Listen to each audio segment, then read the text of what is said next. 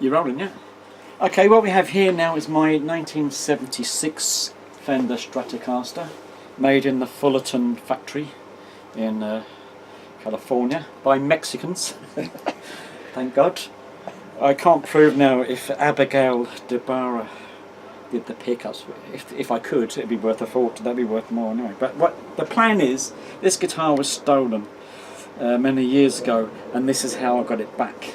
And the guy that not stole it, but the guy that got the guitar wanted it to look like Mark Knopfler's guitar. So I've given Rob some photographs of the guitar in its 1977 condition, which was a sunburst that had been sprayed over in white, and it retained the black scratch plate. It's a hardtail, which means there's no tremolo system on it. You can see there. It's rare that you get the bridge covers as well.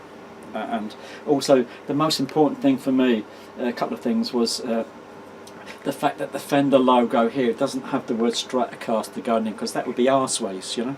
And the new Fenders now, the Fender would be here, and it'd have Stratocaster going across, which is also gank. So I just prefer it with the Fender. The Fender's just there. You know, what's the matter? You got your bullet truss rod there, which is nice. It's got the 3 screw plate there. Serial number is I know off by heart, so don't be worrying. The other thing as well, which is unique to this particular one, and just shows your attention to detail, is that all the pods are left-handed. Do you know what I mean? Like for example, when I went in to try out a Stratocaster as a possible replacement, it was lost when I was playing it Night Big Fire, or stolen I should say. I was in the shop there and I couldn't get the volume to work, and all the time I realised I was turning it the wrong, or the pod was a right-handed pod, so this is actually a left-handed pod. It's also the original. This isn't the original, but hopefully we can get the original back in. It's the 3-position pickup switch, which I much prefer to the 5. So this is the guitar that I got when the Radiator signed to Chiswick Records, and I actually went to the shop to get to try out typically a right-handed Telecaster that I would then restring left-handed and be arseways with knobs and controls on my elbow, etc. And the guy in the shop saw me struggling with this right-handed guitar, and he said that we have a left-handed one. The thing was, it was £40 more.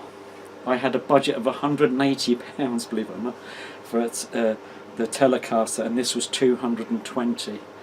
And I had to ring the record shop, ring the record company from the record shop, and say, please, can I have another £40, which was a lot of money. That was like a week's wages in those days.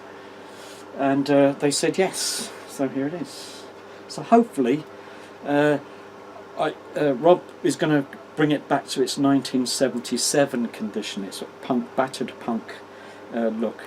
I remember on the Thin Lizzy tour in particular, I had a blister on my thumb because we used to play everything at 90 miles an hour, and it burst at I think the 2nd or 3rd Lizzy gig, and when I looked at it, I felt splashing under my chin, and there was blood all over, and there was blood all over the guitar. And I particularly remember going into past Lizzie's dressing room after that gig and standing at the door like this with this blood splattered guitar, and I said, that was a good one. And they looked fairly shocked as they ate their caviar. No, they didn't.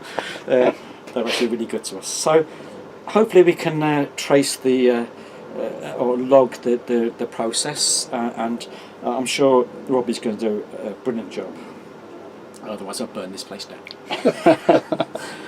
You can edit that as you like then. It's alright, yeah?